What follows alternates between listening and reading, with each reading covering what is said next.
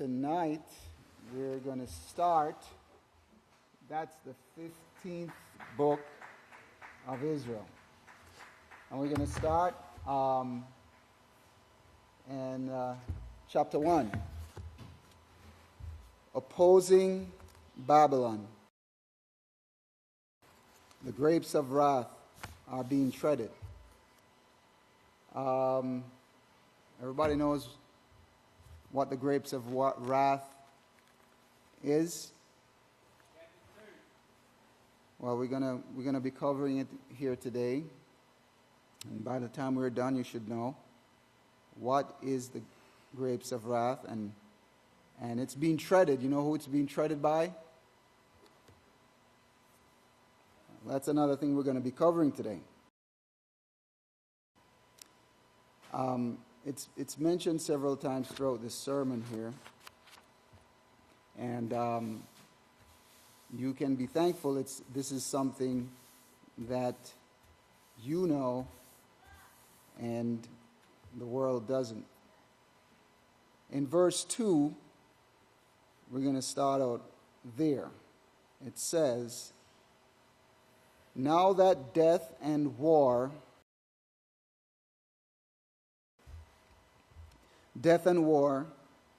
you're certainly seeing it building every day. Our job, of course, we're the treaders." So Pastor gave it away right in the beginning. We're the treaders of the grapes of wrath. Sound like a dangerous job, right? You've got to remember that. That's what Revelation shows. Shows you in Revelation 14, verses 16 to 18. And just for revision's sake, we can take a look at that.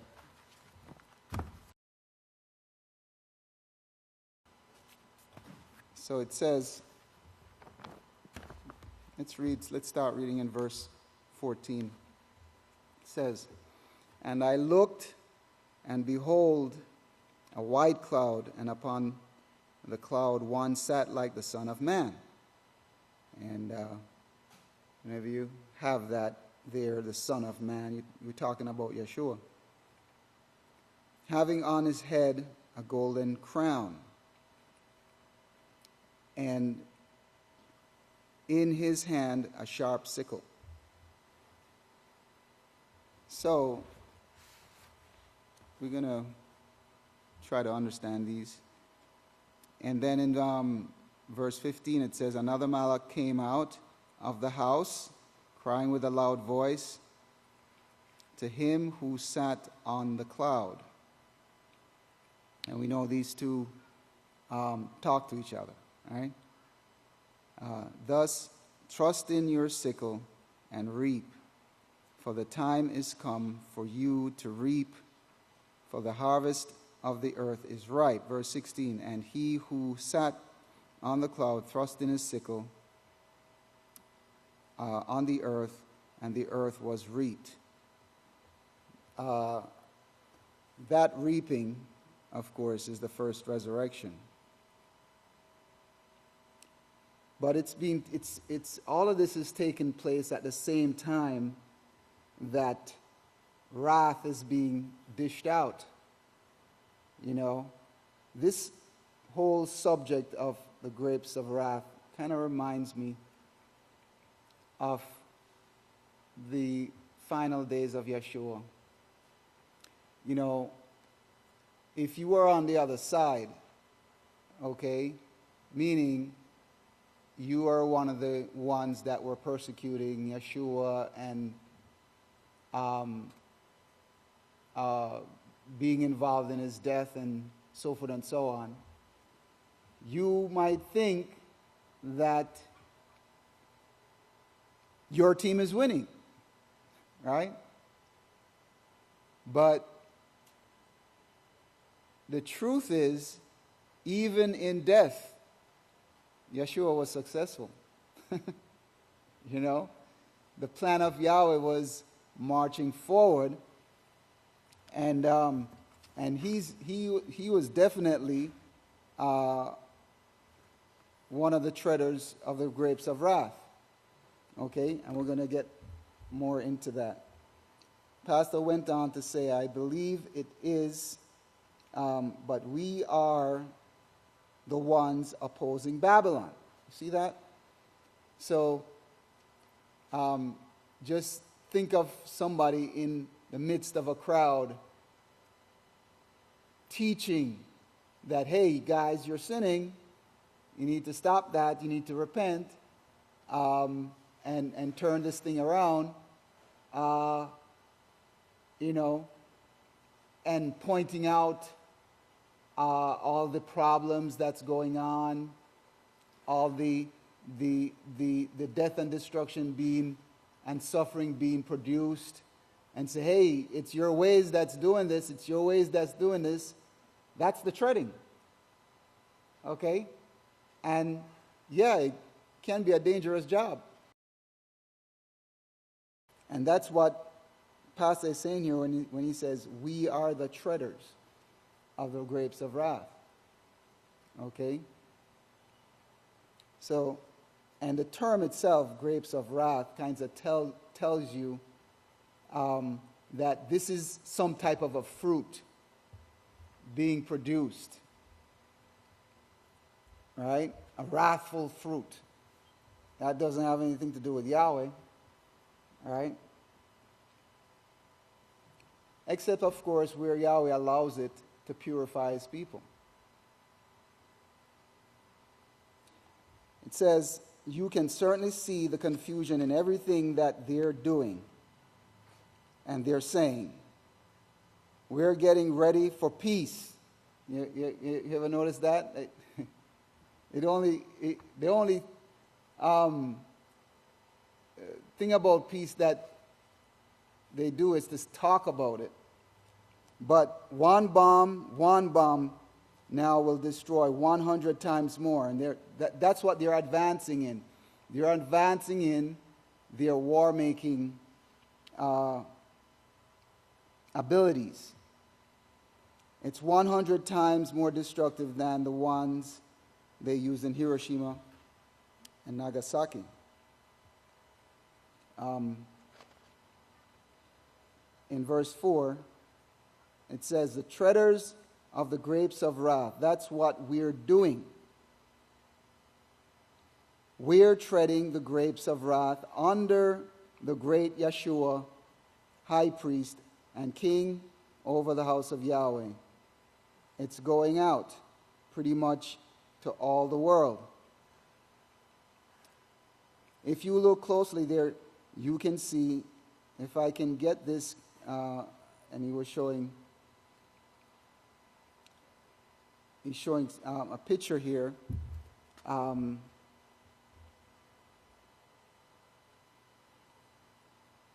That picture right there went to over now 72 million people. And that sickle that we read about, okay, is what you see sometimes on the Sabbath, okay, where pastor comes and he tells us just how the exposure is going with the letters that he is writing. He's reaching in with the sickle. You see that? It's quite interesting. In verse 5, it says the Daily Herald, Dallas Business Journal, Dayton Business Journal. Now these are reaching you now. Some heavy-duty news advertising, Los Angeles Business, 69 News, Wichita Business Journal, and the Wichita Kansas Eagle. And all of them carry hundreds of thousands of viewers. And that's continuing, brethren. And we should continue to pray about the success of all of this.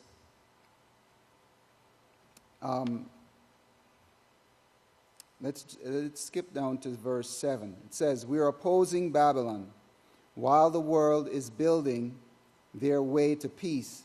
Now the great Deacon Tovia has gotten a bunch of work on this, and that you'll get here very soon, showing on the monitor that ship is capable of many things. So here's some of the wrath being prepared, and this meal is being prepared so that the children of Satan can have some poison or be blown up. He showed a ship there. I went looking for a ship, and I found this one. So here it says,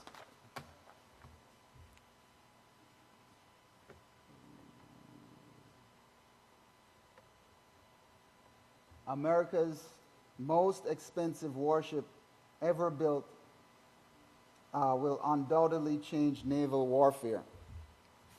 So this is a huge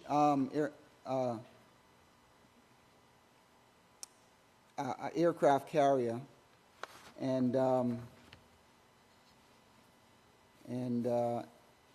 one of these things, on another article that I had there, was like $12 billion. $12 billion. I mean, it's really crazy what they're focusing on, and then still saying peace, and they're actually getting Nobel Prize and all of that kind of stuff for all of this peacemaking.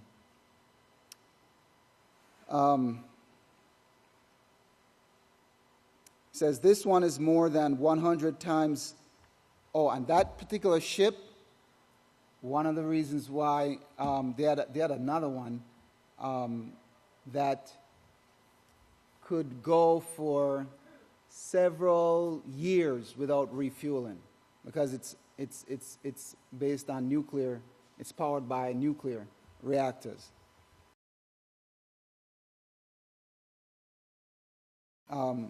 This one is more than 100 times more destructive, too, than regular warships that they've got. This is the top of the killers right here, top of the killers, and these are the top of the sailors right there, of the saviors right there. Of course, we're talking about the House of Yahweh, and you see, and we need to have this contrast all the time in our minds. Because sometimes we can get bogged down, okay, with our day-to-day tests and trials. We lose sight of the big picture. And we need to keep the big picture in mind all the time. This is what Yeshua had in his mind. That's why he never slipped. He never slipped. He had the big picture in mind all the time. A lot of times we can get caught up in some little skirmishes that, that break that peace that we ought to have. In verse 8 it says, "But part of the grapes of wrath," I didn't have time to go into this, but it's about being deformed. And I went to the CDC and just got a little bit of information on deformities here. I don't know if you can see that. Facts about birth defects. So here is the grapes of wrath, right? All of these problems that we are seeing, and they are advancing. They have it's in an era of increased knowledge and increased problems, increased suffering, increased knowledge. You would think that the opposite would take place, right? That, hey, we would have all this knowledge to solve all these problems. But that's not the case. It says birth defects are common, costly, and critical conditions that affect 1 in every 33 babies born in the United States each year. And it's probably more than that, okay? It's probably every child, right? As Pastor said. It says every 4.5 minutes, a baby is born with a birth defect in the United States. That means nearly 120,000 babies are affected by birth defects each year. And during the war in Iraq, it was reported that there was so much deformities after they, did those bombings in the area with the depleted uranium. So, and then they tell us about the cause. They mention smoking, alcohol, drugs, certain medical conditions, taking certain medications, having someone in your family with a birth defect, being a mother, being an older mother, typically over the age of 34. And I've heard Pastor talk about the weakness that there is. No, they didn't even mention STDs. But so you can see that they're probably missing a lot. In verse 9, it says, Yahweh placed 2 trees spoken of in Genesis chapter 2. He placed 2 trees there. Of course, these were religious organizations. One of them brought life, the other, this grapes of wrath that we're talking about, this destruction, this suffering. One of them brought righteousness, the other brought unrighteousness. And that's how it works. And in First Yachanan, it talks about how you can identify the difference, how they are manifested, so to speak. You can't get these unrighteous trees to bring forth righteousness. That's what Yeshua said in Matthew 7. And if you compare his writings or his speaking to the disciples who wrote this, who wrote the history of what Yeshua said, he shows you that the unrighteous trees they're the works of Satan, and they cannot bring forth righteousness. In Matthew 7, Matthew 7. Now, this is something that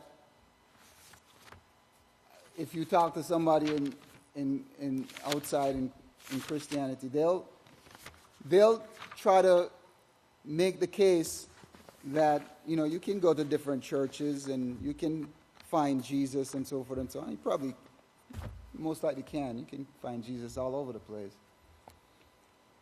But on the issue of one organization having this truth, they can't see the plain scriptures that actually tells us this. In Matthew 7, verse 17, it says, likewise, every righteous tree brings forth righteous fruit, but a tree of evil brings forth iniquity. A righteous tree cannot bring forth fruit of iniquity, nor can a tree of evil bring forth fruits of righteousness. It's just not, as Pastor just said here, it's not in their power to do so. It's just not. We don't need to be confused on that, brethren. We don't need to relitigate things in our minds just because we may have a little issue, may have a little problem here and there and so forth and so on.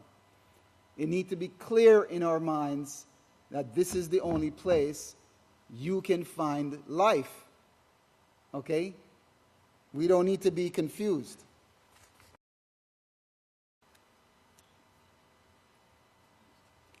In I'm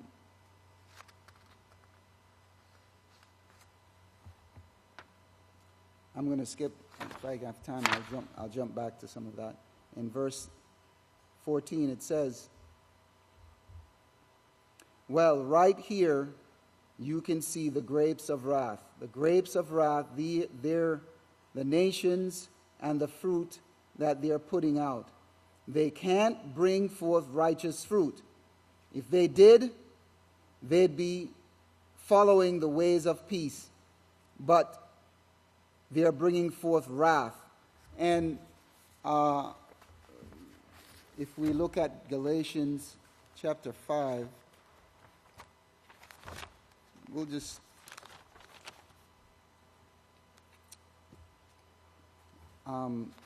Galatians chapter 5 verse 18, it says, for if you are led by the Spirit, are you not under the law? For the works of the flesh are obvious. These are the grapes of wrath right here, brethren.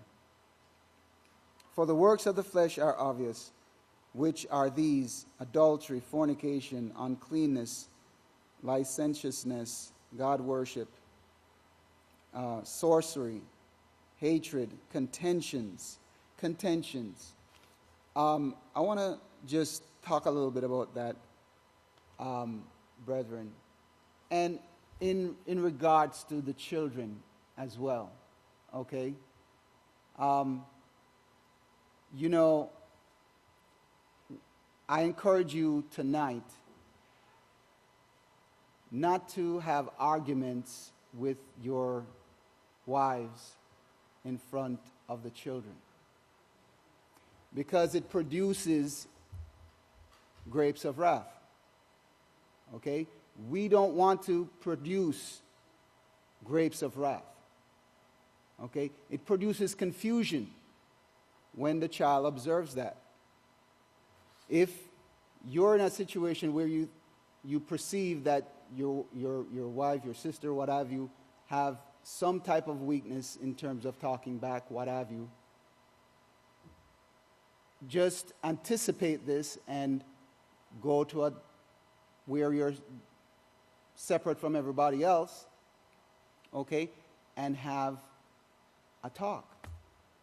Don't try to have it out in the open. It sets up the wrong thing. And I'm telling you, when this takes place, brethren, it's equivalent to like 1,000 hours of peaceful solution class to try to undo the damage. Okay? Let us not sacrifice our children. Okay? With things like that. We have to squash that. All right? And we need to take the lead in this. Okay? So it says there, contentions, evil jealousies, rage, selfish ambition, dissensions, with quarreling. You see that? Heresies, sects, or factions of divisions, envy, murder, drunkenness, rivalries, and the like, of which I warn you beforehand, just as I did in times past, that those who practice such things will not inherit the kingdom of Yahweh. Will not inherit the kingdom of... Listen to that. Will not inherit the kingdom of Yahweh.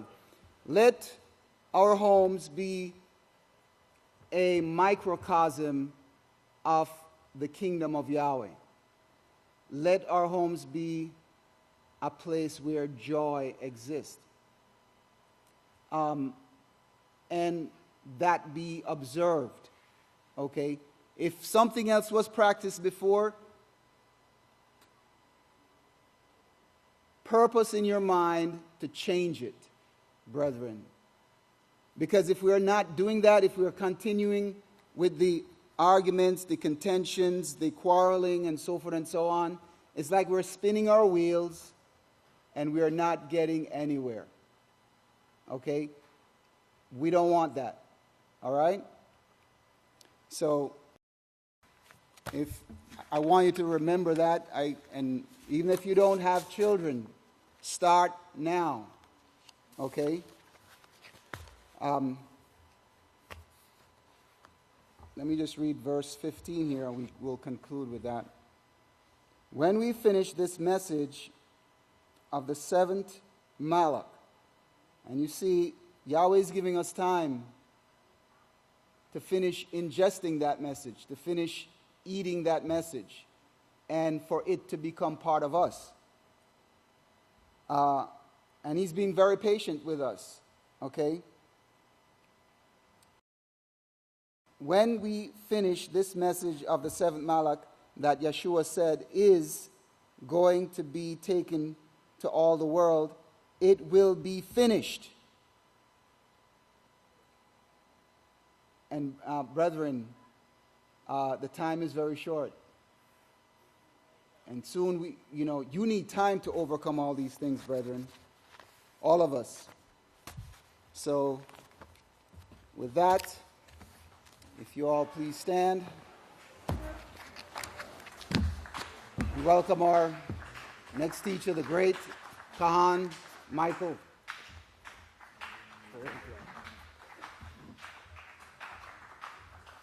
Please be seated. Shabbat Shalom. Praise Yahweh. Hey, let's back up here. Let's look at verse 19 here, because we're talking about treading the grapes of wrath.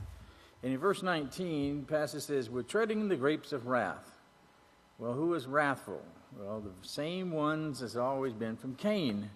They went all the way to the way of Cain. Revelations 12:9 says that the whole world is deceived. So Yahweh prophesied about his house in the last days, and of course we're going to take care of this. And if you look up to verse 14, back up there, verse 14 says, right here you see the grapes of wrath. The grapes of wrath, they're the nations and the fruit that they're putting out. Okay? You got to understand that what the grapes of wrath are. Okay? And they can't bring forth righteous fruit, of course, because they don't know the way of peace. They follow the ways of Cain. Okay? Now jump over to verse 21 here. So as it says, the title of this is, we are opposing Babylon, and the grapes of wrath are being treaded. Okay? And of course, the House of Yahweh is opposing Babylon. Babylon is this world of confusion and so forth. And we are opposing that. We're bringing forth the righteousness. And these grapes of wrath, which is actually nothing like, like the fruit of the nations, if you want to look at it in that manner. Okay, what they're bringing forth is all of the sickness, the sin, all the problems that are in the world right now that you see, and all the deformities of the children and so forth, and all of these various things. So look at verse 21 here. It says, well, unity, as Yeshua said, we're going to see one day, that is unity. And you'll be sorry if you didn't act, if you're not standing in agreement with me in these last days, because we were prophesied. This is the prophecy that's being fulfilled. And because the House of Yahweh is doing this work, and we must be in unity, right? It says, well, the Lamb opened this up. Now, he was talking about Revelation 6:1 there, if you can see in verse 20. And he says, well, the Lamb opened this up, talking about the four horns of the four living kingdoms, the four creatures, the four beasts that Daniel say were kingdoms. That's world-ruling kingdoms. And they were led by a religion that Daniel said comes against the laws. Okay? So all these religions in the world, it's the same way. They're all part of Babylon, right? And of course, they fight against Yahweh's ways. And as it says here, they can't bring forth righteousness. It's not in them to bring forth righteousness. And they fight against Yahweh's laws. See, it's not in them, notice. All right? Underline those words. Not in them, because the laws are not written in their DNA. The laws are not written in their hearts and their minds the way that Yahweh has done with his people. And so they fight against Yahweh's laws, his statutes, and his judgments. Okay? And these are the things that can solve any problem. That's your answer to everything in life, is in his laws, statutes, and judgments. It answers all of your questions. They fight against Yahweh himself and Yeshua, even removing his name from the scriptures that he inspired. Now, Yahweh himself inspired these things to be written, but mankind took them out. Of course, he allowed them to take them out. Otherwise, it couldn't be done. You know, he wouldn't. If he hadn't prophesied it, there's no way that it could have been done. But it just shows that Yahweh is allowing mankind to go his own way and to do the things that he has done. And Yahweh said, nothing is going to be withheld from you now. We're going to see what your end will be. Now remember, that was in Genesis 10. Okay? And remember, they've been allowed to grow to what we see today. And in Genesis, it says, remember that's what Yeshua said, as in the days of Noah, so will it be the same in the time of the coming of the Son of Man. And in Genesis 10, it tells you, Yahweh says, nothing that will be withheld from man. He's going to be allowed to be able to do whatever he wants, Whatever the imaginations of his evil heart does, it would be allowed. And it's getting to the point, it's to that point now where we see these things and manifested in today's world, all for a reason. Now, verse 23, it says, it says, a lot of prophecy, the beginning and the end are shown in the beginning in the first book of the book of Yahweh. He says, well, this is a voice, and now this is continuing on with Revelation 6:1, where he says, I saw when the Lamb opened one of the seals, and I heard, as it were, one of the four living creatures. Okay? And then he says, I heard a voice like thunder. He said, come and see. And in verse 2, he says, and I looked, and behold, a white horse, and him who sat on it had a bow. He said, well, now that bow, as it turns out to be a $6 billion fighting ship. $6 billion. Just boggles the mind that they can, spend that much money on just one thing. Now, of course, after they get it all done, then the next one will be a little bit cheaper, right? Probably going to be $5.9 billion, right? Save a little bit of money on the drawings. He says, can you imagine what's on that ship? And that thing can shoot a nuclear bomb that is 100 times more destructive than the Hiroshima and Nagasaki, Fat Man and Big Boy. It can shoot straight up from the ship, go straight up and make a quick turn and go 300,000 miles and hit a target. The way they described it in King Daniel's time was that they could hit a hair dead center. Well, that's the way it is on the last machine that is going to be used, okay, because it's going to destroy 4/5 of the Earth's population.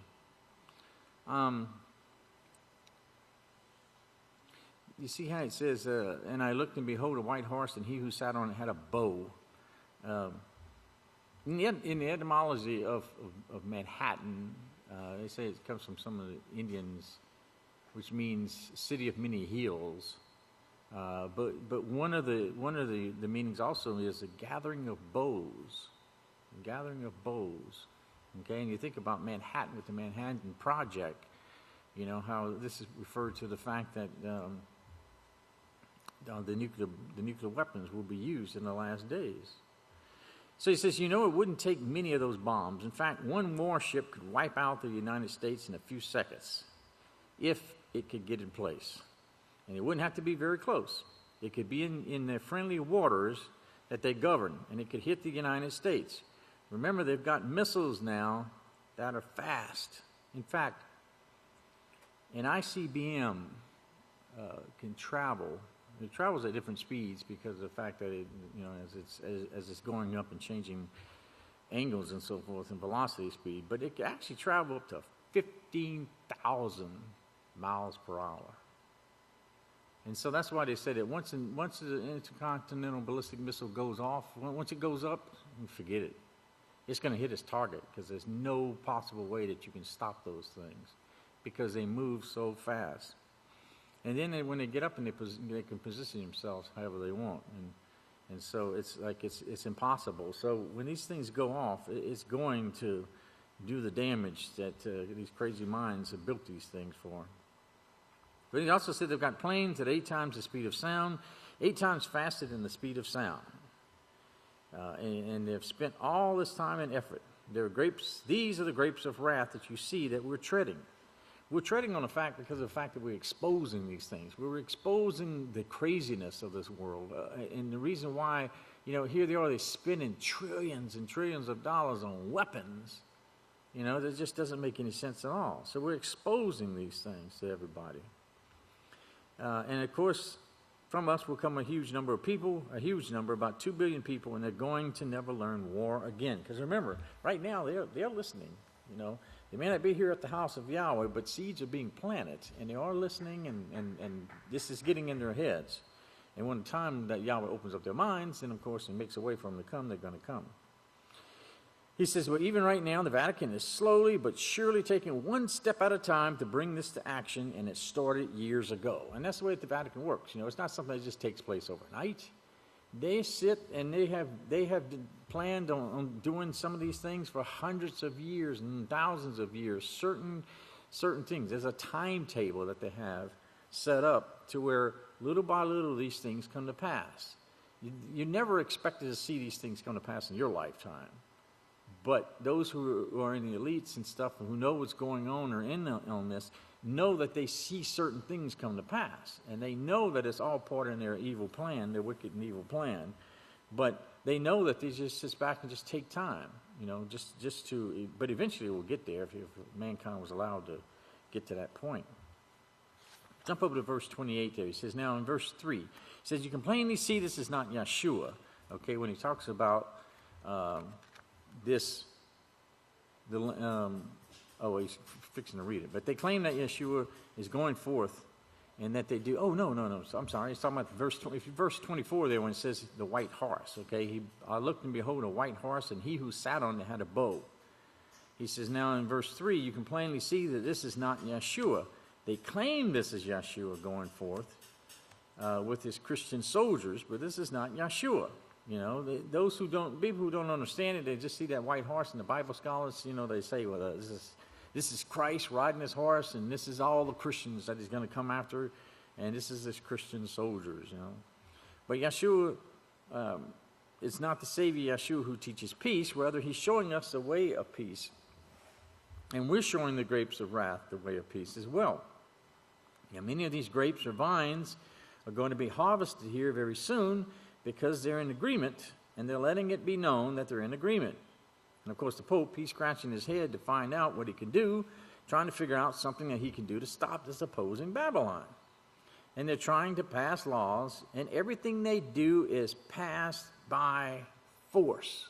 Passed by force. Now, that should remind you of the words of Yeshua, when Yeshua said, that they have taken the kingdom by force, right? Violent and wicked men. And you're thinking about the prophecies in Genesis and so forth about the 12 tribes, and you see how all of these things have taken place.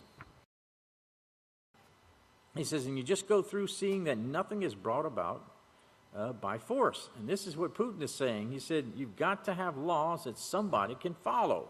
You can't force the nations to do something, to follow laws that they don't know what they are.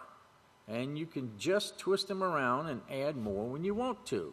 And that's the thing. If you keep someone in the dark, and Yahweh doesn't keep anybody in the dark, his laws are open.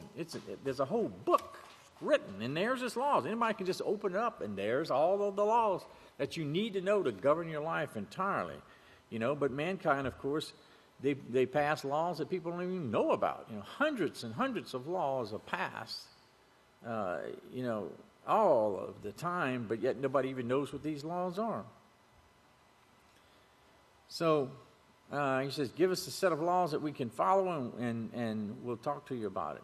Okay, so in verse 3 he says, and when he opened the second seal, I heard the second one say, come and see. In verse 4, and there went out another horse that was red. Okay, red, that's the symbol of war and bloodshed. Okay, and power was granted to him who sat upon it to take peace from the earth. Notice, to take peace from the earth. And if you remember when this started up? Really started up, and we really started seeing these things when President George W. Bush was in office. Okay, and it really started up from that point on. And that they should kill one another, notice. They take peace from the earth, and they kill one another. So it's red. It's the war and the bloodshed. He says, now remember what we saw here. He said they take peace from the earth. and that they should kill one another, and there was given to him a great sword. Okay, now sword, of course, is, when you look at the word, it actually means fighting and battle and war and disagreements and so forth. And the word great, in the Greek, it comes from the word mega, and that's where we get the word mega, something large and huge, kind of like the megaton bombs, that are used in warfare there. So he says, he reads the headlines, the $7 billion warship being built to maintain American naval supremacy over China in the 21st century. He says, well, 21st century, well, we're here. It was given to him a great warship, and he's got it. He said it was given to him to take peace from the earth.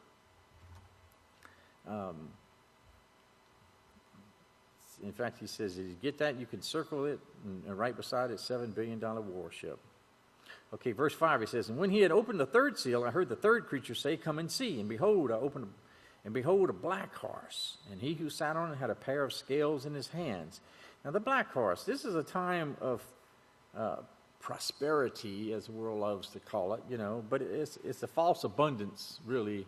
It's a false abundance because of all the defilement that's in the world, It's completely false because everything is defiled in the earth. And so things are very cheap here, as it says. And I heard a voice in the midst of the four living creatures say, a measure of wheat for a penny, and 3 measures of barley for a penny. So very cheap. And see that you do not hurt the oil and the wine. And you see the oil is the number one thing between these four leading powers. The 4 ruling creatures of the world now that they're serving under one religion called universal. Oil. It's the number one thing, as it says, right? ExxonMobil is the 4th largest company in oil company. And this is last year in 2015, it made $365 billion on oil. So you can see the reason why they want this, and especially war. War makes big money because with war machinery, you don't really get great gas mileage, right? All your heavy equipment uses a tremendous amount of fuel, okay? And so they have to be fueled. And so all of these gas companies, oil companies, they have to produce the fuel for these machinery. And so they make big money off of these things. The greed of mankind is just so sick, everything about it is just bad, it's just wicked and evil. Just like it said in Genesis, those prophecies that man's mind would be just turned over to evil. Whatever evil imagination that he could possibly think about, he'd do, and he's been allowed to do that. In verse 7 and verse 8, he says, I looked, and behold, a pale horse, and the name of him who sat upon it was Death, and Sheol and the grave followed with him. And power was given to him over a 4th part of the earth to kill with the sword. Okay? To kill with the sword. Death, and so forth, right?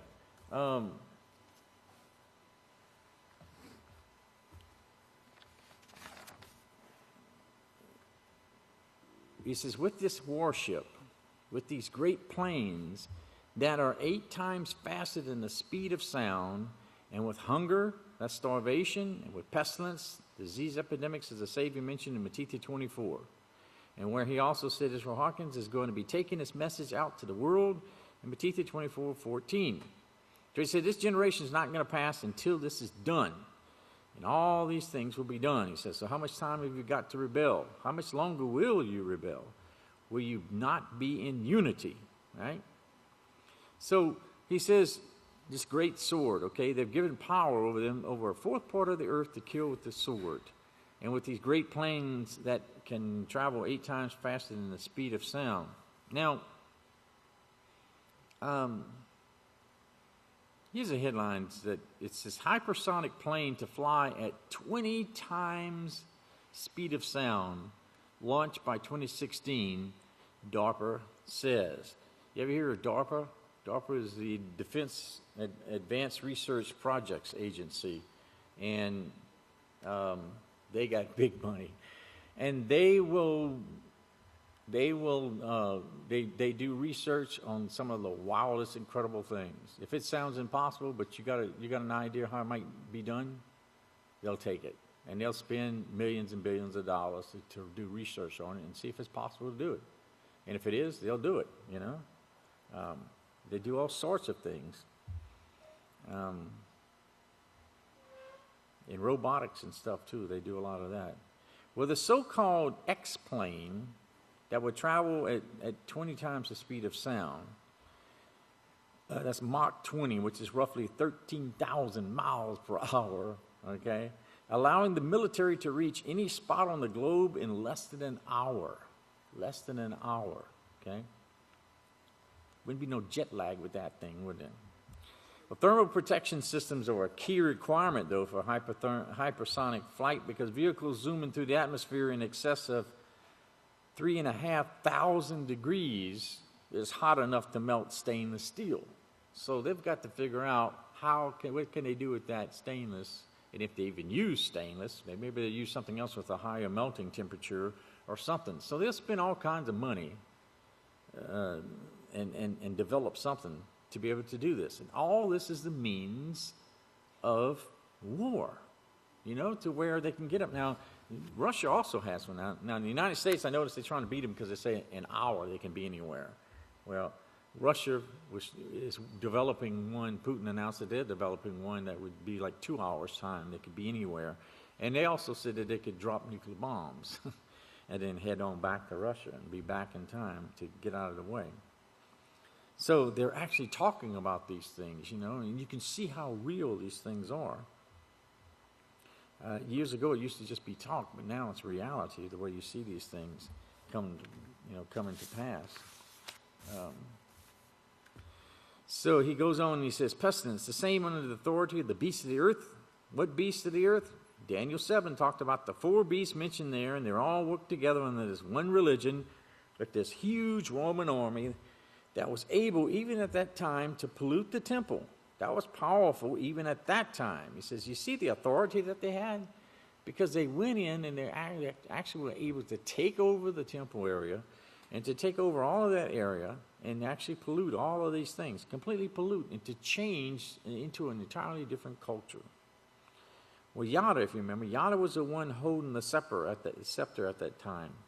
And it mentions in Genesis 49:10, remember it says, the scepter will not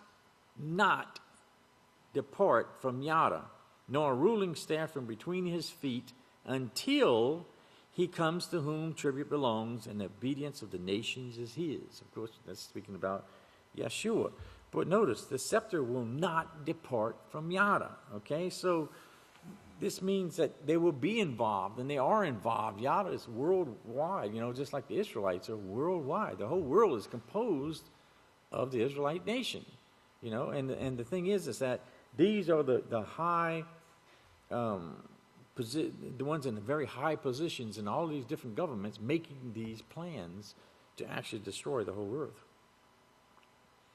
In verse 36 here, it says this, two trees are given in Genesis chapter 2. The 2 trees, Yeshua said, is impossible for the tree of evil that follows the gods of evil. That's Genesis. And then, of course, he played around. He said, what is that, Genesis 5? And people will laugh. You know, he says, well, you see how easy it is? It shows you the evil of the gods. What is it? And then somebody said, Genesis 3, verse 5. And he says, that's it. You got it. And that's something, of course, we should all have memorized anyway. But evil of the gods, it's impossible, you notice, it's impossible, Yeshua said, for them to bring forth righteousness. You can't do it. Well, why are you here? How come you're here wanting to, and ask yourself this question, how come you're here wanting to bring forth righteousness? You see, he says, isn't that beautiful? Why aren't they here? Why isn't the whole world here? You know? Why aren't they stopping this war? You see, it's been given to you. It's not given to them. Salvation is a gift, okay? It's an opportunity that we have, and it only comes from Yahweh's house. And you got to realize how blessed you are. You remember what Yeshua said, Yeshua said to his disciples, he says, it's not been given. Remember, he always spoke to the people in parables. He always spoke to them in parables. And his disciples asked him, he says, well, why are you always speaking in parables? Why don't you just speak out plainly? Because sometimes they didn't get it. And they'd wait till they got into a private area and they'd ask Yeshua, hey, what did that parable mean? Remember? And he would explain it to them and so forth. But Yeshua explained to him, he's very plainly, he says, I speak in parables because remember now, it was all prophesied that things would be said in parables and in dark sayings and different things like that. They'd be hidden from the people because it's not for everyone to be able to understand those things. In the last days, it has been given to us to be able to understand these things. We can understand the writings of the prophets. We can understand the words of Yeshua. We can understand what the scriptures are written about. But that's not given to everybody. It's not given to the world. It's like the prophet Isaiah said, if everybody was given the opportunity to have their eyes open, then the plan of Yahweh would not it would be of no effect because of the fact that people have to be tested and proven and tried. And the only way to do that is to go according to exactly what Yahweh's plan is. And so at this time, it's not that everybody is doomed. Everybody who has ever been born on earth, even aborted babies, are going to have the opportunity to live out their righteous life, and be taught the ways of Yahweh. And they'll be given that 100 years, and then they'll be given the opportunity. Do you choose this way to eternal life, or do you choose death? What do you want? And Satan will be allowed to tempt them, and they'll have to make that choice. So it's open to everybody. But in these last days, we're the only era of the house of Yahweh who has ever been given this opportunity. And we're the only ones in all the eras of the house of Yahweh who will have the authority to resurrect the dead. Without us, nobody would make it, right? As Hebrews says. So, they're waiting on us, and Yeshua is waiting on us. So Yeshua knows that what Yahweh says is going to come to pass is going to come to pass.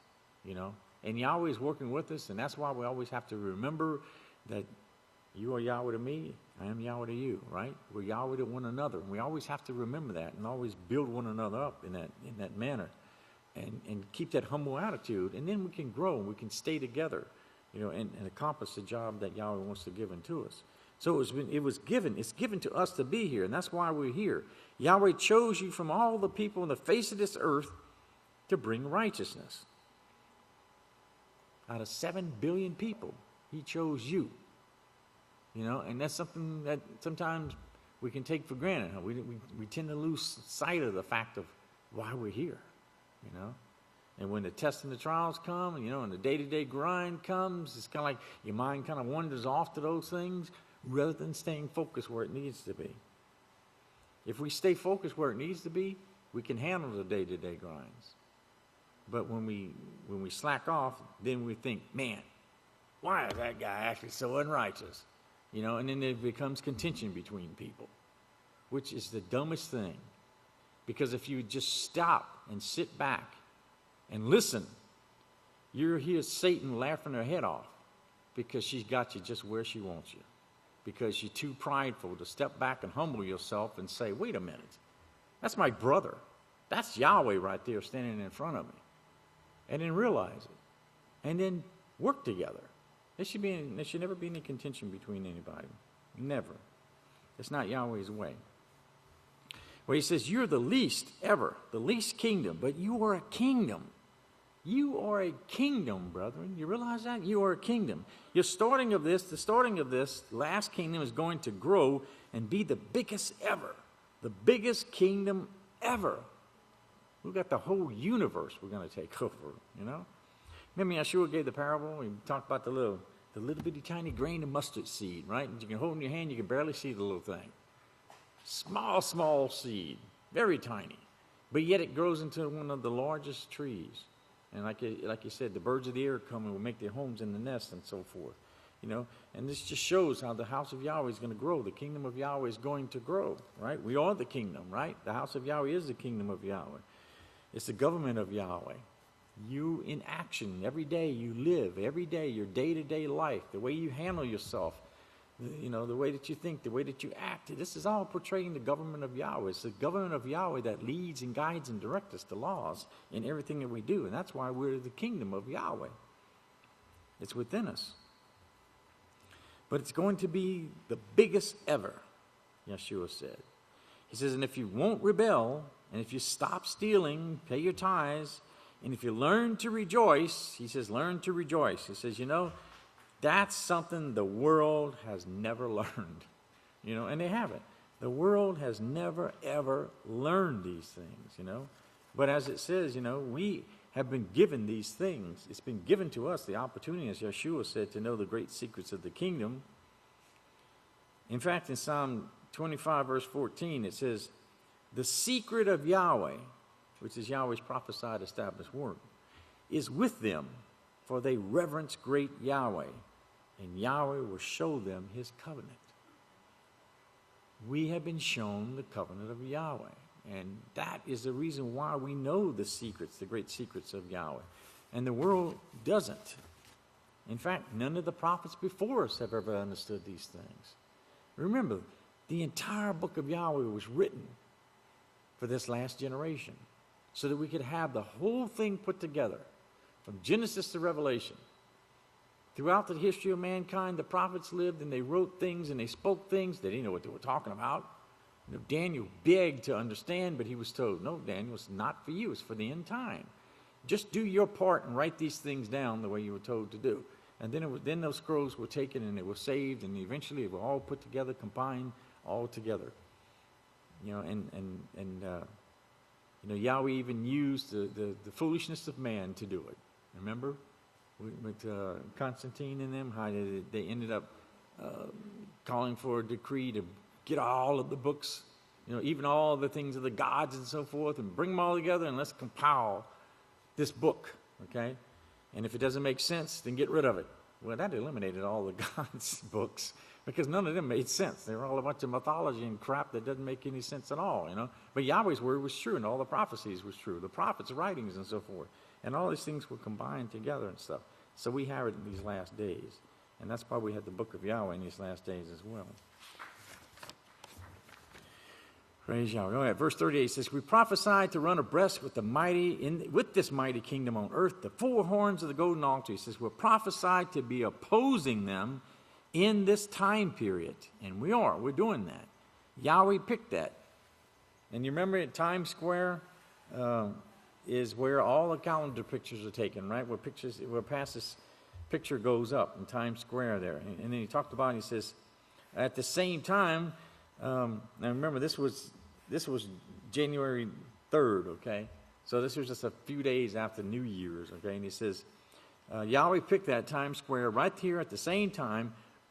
Yes, that was put up when the big old goofy ball that was going up in the air and people standing there freezing their blank off. He said, well, that's the mentality that they have. And it was cold. If you remember, it was cold that night.